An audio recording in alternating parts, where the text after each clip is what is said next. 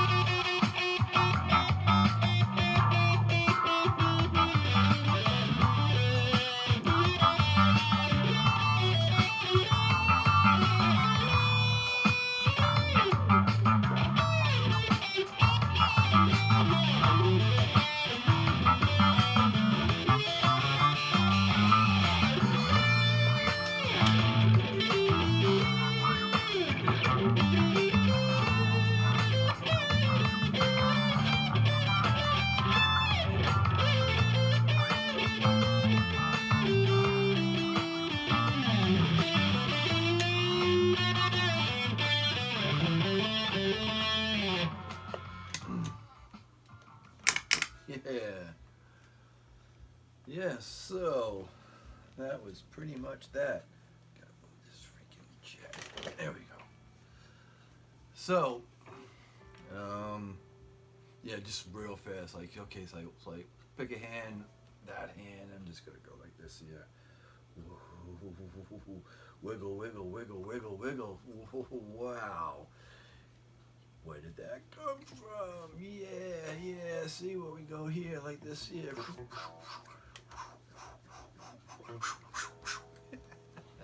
Yeah, I'm having too much fun. Come on. Get in there. Damn it. Okay, keep an eye on that hand. Keep an eye on it. Whoa, it is gone. So, you know the deal. Let me put this right here. Here we go. I really should hold this.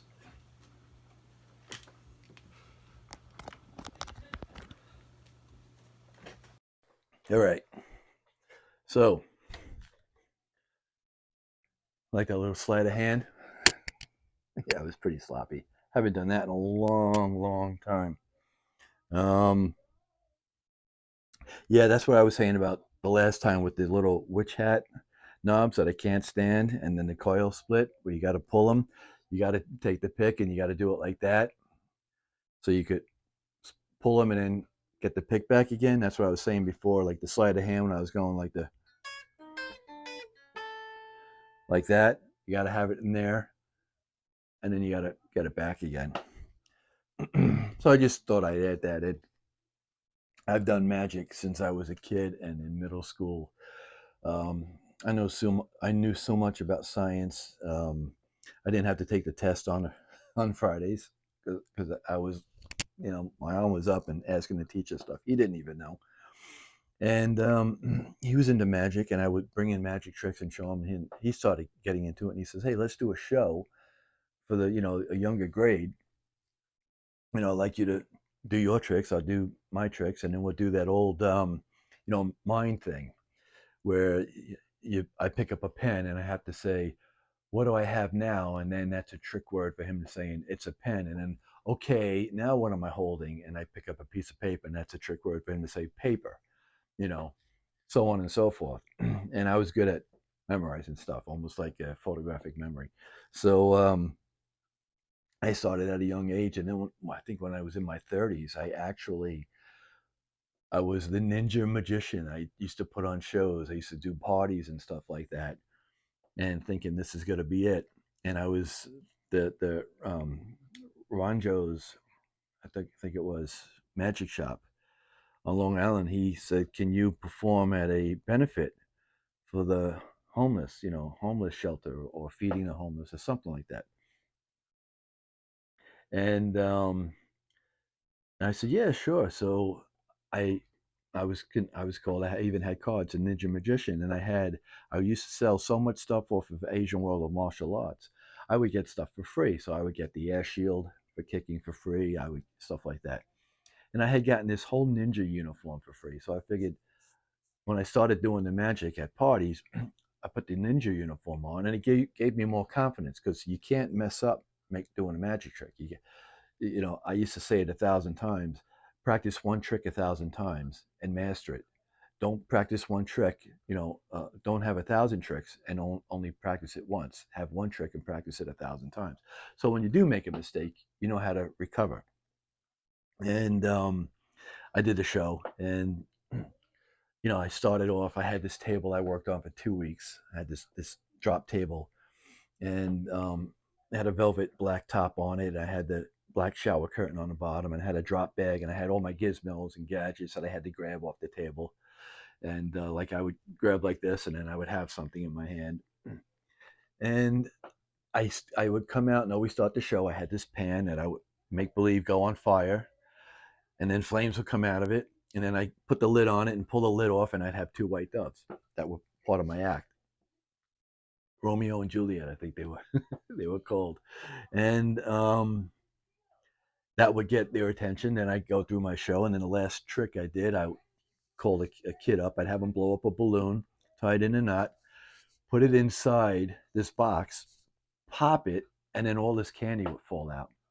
And the kids would come up and grab the candy. Well, at this particular show, it was, I don't know, 100 people there, something like that. The kids swarmed on this table, man, like no tomorrow, like ants on a piece of cheese left on a beach or something, and they're teetering off the table. And the table, I'm afraid they're gonna break it or bend it or snap it or something like that. And I had this is a charity function, right? To raise money for the homeless. And I had a guy come in with this video camera coming up the side to try to see what I'm doing from the back. And I would say, over here, over here, like that. Try to speak in Japanese, only from all the samurai movies that I've seen. I could repeat what they say, but I don't know what I'm saying. So yeah, so that's I've always done magic. So I found that in my drawer just the other day, and I said, "Oh, I remember saying about the sleight of hand with the pick, that little maneuver. So when you want to do finger picking and then having to pick again, you have it. Let me just add that in there as a little. So I don't know how it's going to turn out until I see it. But so I downloaded this backing track, and it was only 2 minutes long. And I grabbed this one off the wall. I try to play two different guitars every day, and this was on the lineup. I pull this off, and I hear it. I'm like, oh, that's a good funk thing. I was getting bored with the other one, so I recorded a couple of them, and this was the last one I recorded. And then I'm like, just as I'm getting into it, I would turn the volume down, so I would stop it, let me know, not that it's going to be ending soon, so it just doesn't cut off on me like a couple of my other backing tracks. And I kept on going, and I'm like, oh, I got to keep on going because I'm going to forget. I'm going to be out of the groove and leave the pocket. So I would wait for it to come back on and keep on going again. And then all of a sudden, this popped into my head, and then this popped into my head, and this popped into my head. And I was going on and on.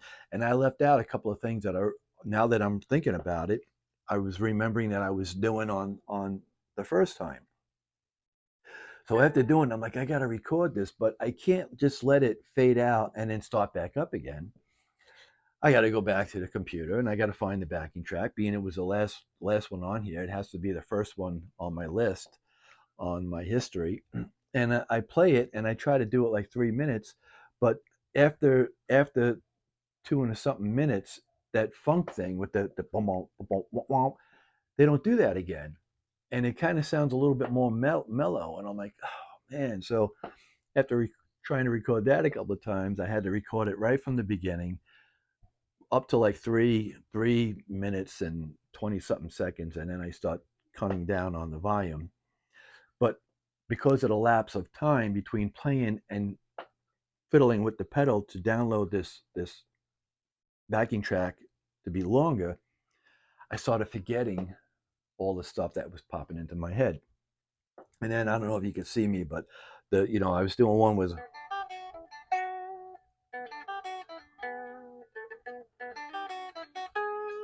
and I was like, I hit that wrong note. Oh man, it's supposed to be there. Like, oh man. But you know, what are you gonna do? One take beanie, right? Went out all perfect. So yeah, now that I'm fiddling with it, I'm realizing it was another thing that I also did. I started with hammer. I was going, and I didn't do that either. So be that as it may. um, this is my 3010 Agile um, Graph Tech, which I think is graphite nut, 22, I guess they're medium jumbo frets on an ebony fingerboard, abalone inlays, tiger maple, looks like a flame maple veneer top on here, on a mahogany neck and body. Yes, you could barely see it, but once I put it on, I realized how dark it was that you could barely see it. I should have put like a silver one or the reflected one on there. But yeah, I put a dragon on it because this thing isn't going anywhere. Oh, and I just changed the knobs. I got these from Amazon. You can see the little like abalone on the inside, the ring of the knob. Um, I thought they would look pretty cool. And then again, they had the little. I think they had the witch hat knobs on here or something. But again, I just didn't like them. The real deal, proper Grover tuners. Yeah, I pull these off, and it's the last 2 weeks here in Florida. It's been in the 50s, so I've had to put the heat on, and it's I would pull them down and check the tuning, and I'm like, they stayed in tune pretty good, with the weather, the climate change and all. So I was pretty satisfied with that. And so yeah, these Grover tuners, even though they have the wound on here, I don't even think that's a Luthien nut. Not. I think what they did was they went on underneath and then on top to pinch the string, which is a good idea. I have to remember that. But yeah, I've been pulling them down the last 2 weeks, and yeah, they've except for the exceptional G string that's always slightly off, they they're holding up. I'm so glad that I came across this brand accidentally. Yes, the horn is round, but it's smaller, and you could still get right down to those low frets, even though you've got that. And the weight on this one is like a decent 8 pounds, maybe. So I guess this is a newer version where it's a little bit lighter than the 1900 and the 2000 and the 2500 and the 3000 series. So yeah, thanks for watching, everyone. Sorry I hit the mic. I just realized I did that. Have a nice day and a better tomorrow. Know what you got to do. Shut off. Yeah, let me try this one more time. Adios, amigos.